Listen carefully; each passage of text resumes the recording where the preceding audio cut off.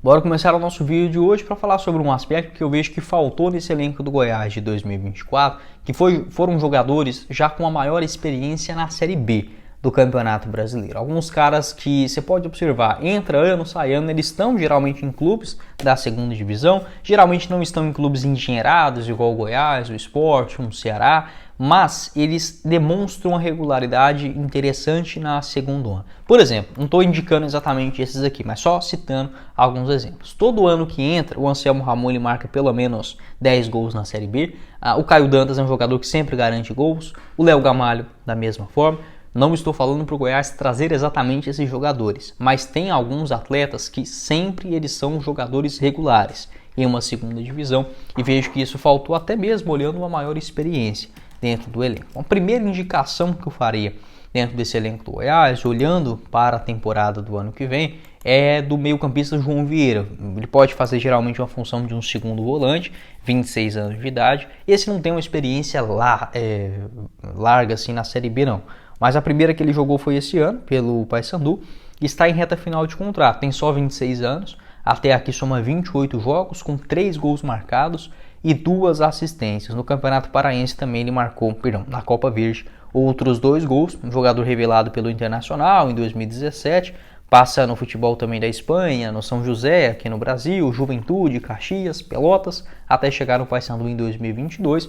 No ano passado conseguiu acesso na Série B, já jogando um bom futebol, e é um volante que joga de cabeça em pé, tá? Ele consegue sair muito bem ali da marcação, na saída de bola, aquela distribuição de jogo, e até mesmo aparecendo como um elemento surpresa dentro da grande área do adversário, geralmente para uma finalização de longa distância, ali na entrada da grande área, ou até mesmo pisando na área como um camisa 10. Enfim, eu gosto do João Vieira, está em reta final de contrato, não é um jogador caro e vejo que seria uma boa opção para a composição do elenco no ano que vem. Lembrando, nenhum desses jogadores que eu vou citar aqui no vídeo são jogadores craques, são caras assim que, meu Deus do céu, que contratação fora da curva. Não é, mas na Série B você não precisa necessariamente só disso.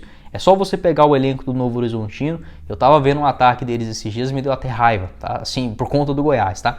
O ataque do Novo Horizontino com o Vagninho, ex-Cruzeiro, Neto Pessoa, ex-Vila Nova, e o outro rapaz, cara, o Rodolfo. Assim, um meio de campo com o Eduardo, jogador aí chapecoense, sabe? Um time completamente comum. Mas para a Série B isso geralmente já basta, tá? Geralmente já basta. Só que você tem que encontrar os jogadores certos e ter um planejamento maior.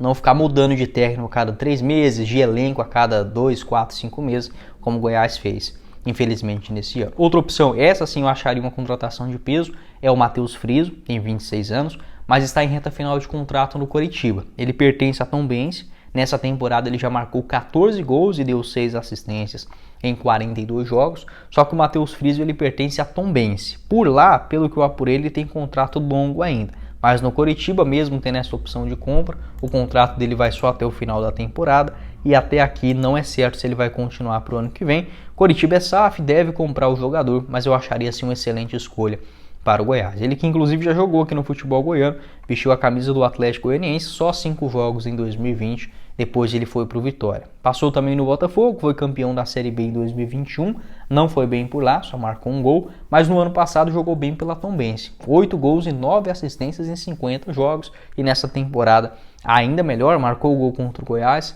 aqui na Serrinha, um jogador que bate bem de fora da área, é canhoto, marcou um gol do meio de campo contra o Ituano também, consegue ter uma boa movimentação ali no bico da grande área e também estes arremates de longa distância, cobrança de falta. É um cara que eu assinaria assim para o ano que vem, para ser esse jogador fora da curva também.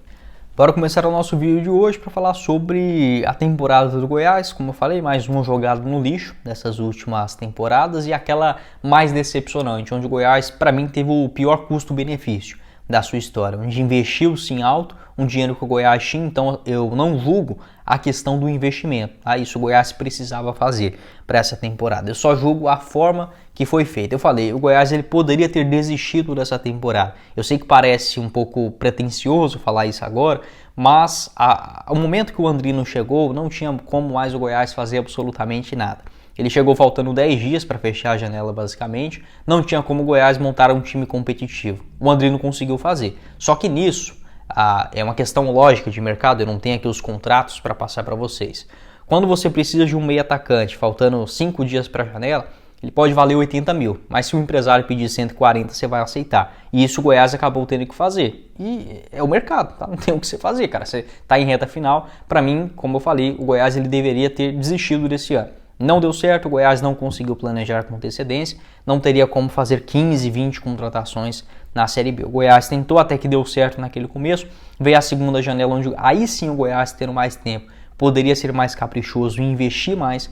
Ele não conseguiu ir no mercado, não fez contratações pontuais e morreu no meio de tabela da Série B, um cenário que já estava bastante claro. Então, em termos de desempenho, de postura, eu entendo que há sim a falta de personalidade do elenco, há erros da diretoria do Goiás, com toda certeza. Esse é o principal ponto, né? O Goiás que montou 2 times, basicamente 3, né? Aliás, teve a janela do primeiro, não deu tempo, contratou de qualquer jeito para o Goianão. Teve a janela do segundo para a Série B, também foi no mercado desesperadamente. E agora, esta última janela também pífia, sem a chegada de importantes atletas. O time do Goiás, peça por peça, não é ruim na Série B, mas não compensa você manter esse tipo de jogador dentro do seu plantel. Atletas que não demonstraram uma personalidade, uma garra, um tamanho de sentir a pressão de um clube como o Goiás. Inclusive o próprio técnico Wagner Mancini ele pontuou isso na sua entrevista coletiva e mencionou, né, que o Goiás ainda estava lento para a temporada que vem em relação ao seu planejamento para 2025. Sobre questões contratuais, quem tem contrato no Goiás para 25? O goleiro Tadeu, né? Tadeu hoje com 32 anos. Os jogadores eu vou pegar só os caras que vêm jogando mais na Série B, tá? O Diego Caetano também tem contrato para o ano que vem. O David Braz até o final de 2025. Esses são os únicos no sistema defensivo do Goiás. No meio de campo, o Nathan Melo tem contrato. Da mesma forma, o Regis, infelizmente, o contrato até o final do ano que vem. E o Rafael Gaba até o término do Campeonato Goiano, tá bom? Para o setor ofensivo, o Goiás renovou com o Herculano até o final de 25. O Pedrinho também tem contrato até o final de 2027. E é só. O John Vasquez também, se eu não estiver enganado, ele tem contrato até o final do Campeonato Goiano. Então são esses jogadores. O restante, todos eles se encerrando já agora no mês de dezembro. Sendo honesto com vocês, não faz sentido o Goiás permanecer com a grande base desses jogadores se essa base não foi vitoriosa. Tá? Não faz muito sentido. Eu renovaria, eu manteria, né? Vamos colocar assim, para o ano que vem, basicamente o Tadeu, tá? Acho que é uma peça que, apesar dos pesares, tem o seu valor. O Messias também eu renovaria para 2025. O Lucas Ribeiro também, apesar desses últimos jogos meio vacilão, acho que o Lucas Ribeiro para a Série B ainda é um bom zagueiro. E talvez o Reinaldo, tá? Eu colocaria um asterisco aí no Reinaldo para o ano que vem. E o Douglas Teixeira, dependendo, acho que pode ser uma aposta interessante para o Campeonato Goiano. No restante eu não continuaria com nenhum. Para o meio de campo, eu continuaria com o Nathan Melo, tem contrato, acho que é um volante jovem, tem personalidade.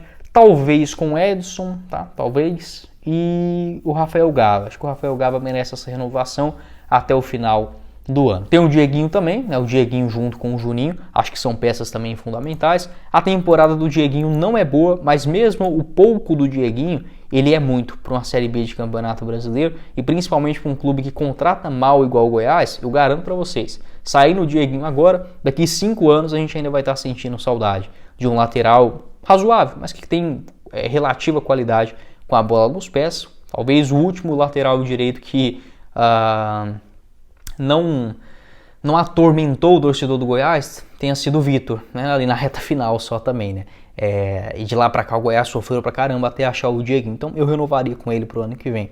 E no ataque, eu continuaria com o Paulo Baia, né? Vocês podem me xingar, mas eu acho que pode ser um jogador interessante pro banco de reservas. Talvez com o Edu, tem que olhar essa questão física do jogador. O Rildo também eu penso que é um jogador que pode agregar para uma realidade de segunda divisão.